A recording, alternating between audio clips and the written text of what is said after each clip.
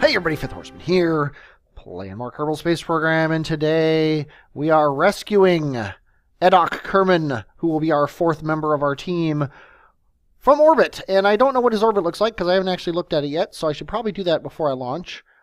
There he is. He's on an equatorial orbit, it looks like. I could stop tracking him, which would be bad. Let's see, his periapsis is 91, his apoapsis is 100, so he's basically, yeah, so if we get up into an 80-kilometer orbit, we should catch up to him. So let's actually let him get a bit in front of us here. One thing I hate about the early game is it gives you monopropellant without... I'm going to take all the stacks out of it. There's enough snacks here for two guys for a couple orbits. Yeah, the monopropellant thing, it should really... Oh, how do I say it? The tank should start out empty. That's just all I'm saying. It's not that much, but it costs money. It costs everything. So, come on, Jeb, let's head back out to the launch pad. And you'll see that I've got these things down here. That's specifically for stability. It's funny that somebody commented on my post. I'm just going to hit spacebar to launch here. Somebody commented on my feed, or on the YouTube page, that I was lucky that I put those struts on there, but actually I put them, you know, like I knew that they were going to stabilize the craft. What I didn't know was that if you don't have anything down there, the craft gets really unstable. So, yeah, it's kind of crazy that way. But I'm just doing this here, and then we're going to hit the main engine. There we go. And this thing, according to the graphs in FAR, it's probably going to be pretty unstable more than about 15 degrees. And I think I have been a little overzealous with my gravity turn, considering we're just at the cloud tops. But we'll see. I honestly don't know what the right ascent profile is, and I have a feeling this is a bad one, but we're about to lose this stage anyway. And it's got parachutes on it, so it should be fine. We've got 2 grand of Delta V. We've already... Oh, keep on the line there. Yeah, I have a feeling this is a failure. It's funny, it's telling me my atmospheric efficiency. I didn't know that it would do that. But yeah, I don't think we're making orbit. I think we're too low in the atmosphere. And we're basically at apoapsis. I'm going to try to burn upward without... Okay, apparently this is stable.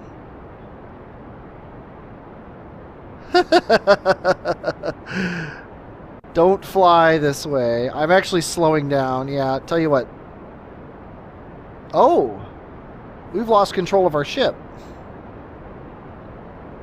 So, I'm going to...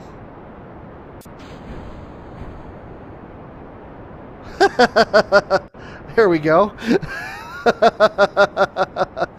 Jeb is going to abort, and we're going to ride this down. I'm going to remake my ship a little bit to have a little bit more thrust to weight, I think.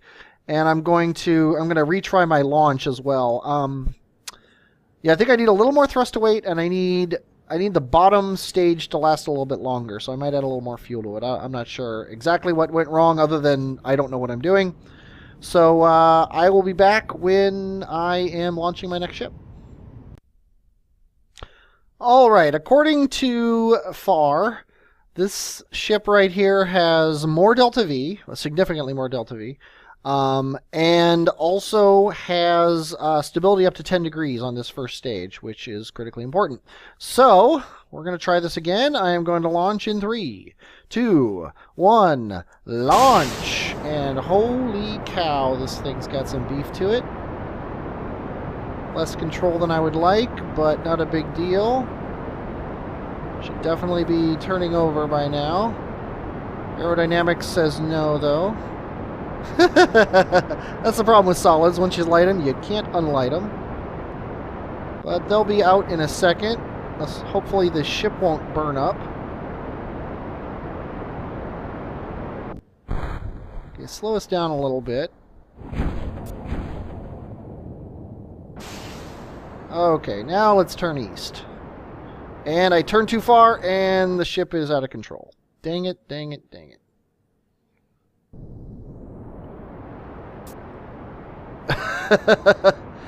This is hard. But I do have more Delta Vs than I did before, and I'm also got a much higher apoapsis than I did before. Let's at least get our nav ball in some way that we like it. Okay. It's terrible, but we still have 2,300 Delta V total. And with a high apoapsis like we have now, ideally, we'll be able to reach orbit, even with this really whatever you call it, engine. I'm actually just going to burn sideways here, because we don't want our apoapsis above 80, that's for sure. Okay, our periapsis is rising very quickly above, almost to the ground level, which is nice. We have not yet to get to 80, so this is actually, after the initial problems, this is a moderately efficient orbit here. I have no idea how I managed that one. But let's get, there we go. If we burn down this way. I don't want this to go above 90. That's definitely for sure. Excuse me, for sure. Let's go ahead and set Edok as our target. Now I'm worried about the snack level of our ship here. So the duration is roughly 3 days. If this takes more than 3 days, I'd be surprised, to be honest. Although, these are Kerbin days. Yeah, I hate to do it, but I think I'm going to have to, at this periapsis, burn down a little bit. To get us down to just about a 70 by 70 orbit. And then we'll have to, then when we, that way we'll be low, we'll be much lower than him. We've still got 2 snacks in the craft. I think, though, once we catch him, we're just going to have to boogie on down. Now, our apoapsis is 70, our periapsis is 70, so we are now good. So now, somewhere over here, I'm going to add a maneuver node. It's going to bring our apoapsis back up to interact, and then we're going to see where we have to do this burn to actually catch him. And it looks like it's at least an orbit from now, which is, I'm going to say, annoying. We did this whole thing so we'd be lower than him so we'd catch up to him, but apparently we're not lower enough. But let's go ahead and do an orbit, I guess. Or you know what? Why aren't we using precise node like we should? Look at that. 2 orbits and we'll be fine.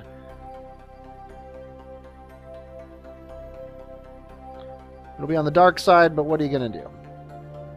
We are coming around for our final orbit here. We're getting pretty close to interact. Jeb has yet to eat a snack, which I'm going to say is good. This is about a 1 second burn, so let's get aimed at it here. And I'm just going to do it right now, I guess. We'll go kind of slow. And I'm just going to kill the maneuver node. 20, 19, 12, 11, 10, 9, 8, 7, 6, 5, 4. 2.4, 2.0, 1.8. 2.2. Okay, so it's going up now, so we definitely don't want to do any more burning. Now, it's all about getting close to him when we get close to him. So I'm going to set up a maneuver node. Actually, I'm going to set up a maneuver node right at him so that 3 minutes before we get to him, we're going to be alerted. Okay, now that we're close enough, we should be able to do these burns where we... Whoa. Let's go into chase mode here, so we... Basically, I'm getting my direction going towards him. We're only going 30 meters per second, so that's pretty darn close. Jeb still hasn't eaten a snack, which I think is just very nice of him. And now we're almost in his sphere of influence. So we're going to try this here. We are aiming directly this way. And yep, he is in our sphere of influence. Now I should be able, if I can get my brain to do it, burn like this.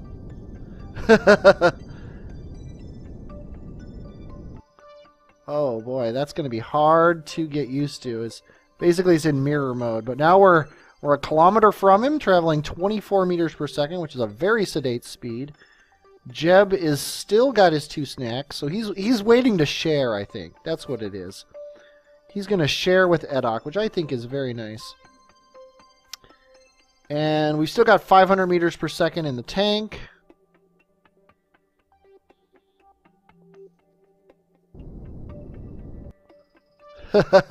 Wow, that is hard to do.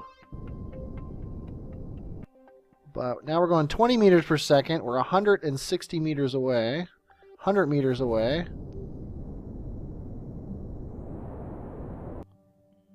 There we go. Very sedate speed. We're basically at 0 now. And now we're going to switch to Edok. And suddenly, he wakes up. And he says, Jeb, you came for me.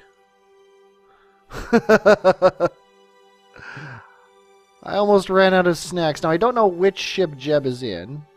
I think he's in the bottom one, so I'm going to try to get Interact in the top one here. Grab on and hop in. Very good. Jeb says, here, have a snack. And now we're going to try to land these guys near Kerbal Space Center, if at all possible. Although it's nighttime, which is always annoying. Okay, now what did I learn? This was too soon, so let's go like around here. And burn our periapsis down to 20-ish. And I'm already late to the party, but no big deal. We'll burn our periapsis down. Probably good. Our current periapsis is 22. Let's get it down to 20. Or 18, whatevs. And now let's watch the light show. Let's turn off the HUD. We don't really need it anymore. I'm going to leave SAS on because that worked for us in the past. We're going to put it on auto mode. We're going to get the ground below us. And then we're going to crank up the speed here.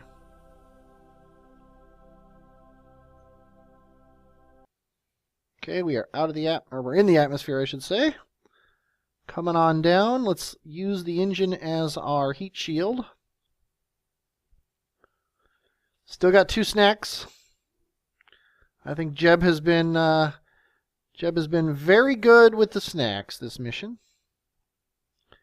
He decided not to sneak any, and Edok even is saying, hey, you know what? We don't need snacks. I hope they don't need a snack now because they might end up puking in the capsule.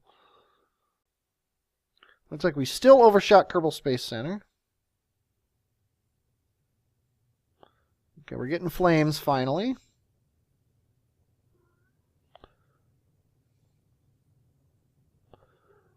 Engine's heating up. This is heating up.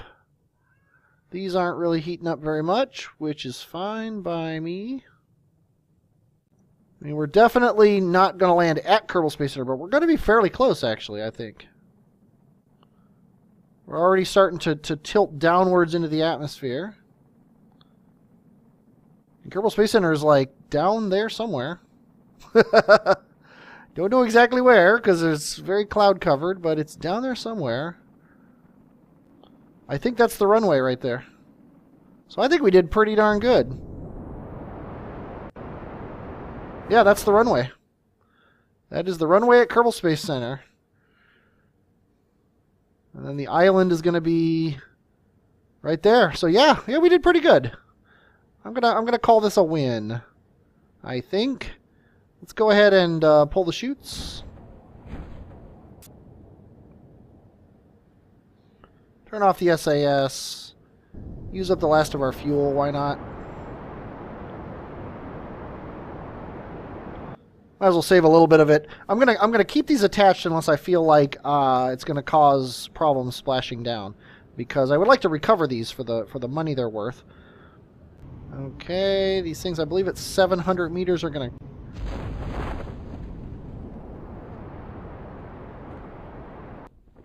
Okay, what's this slowing us down to? 11. That's too slow. And we saved the engine.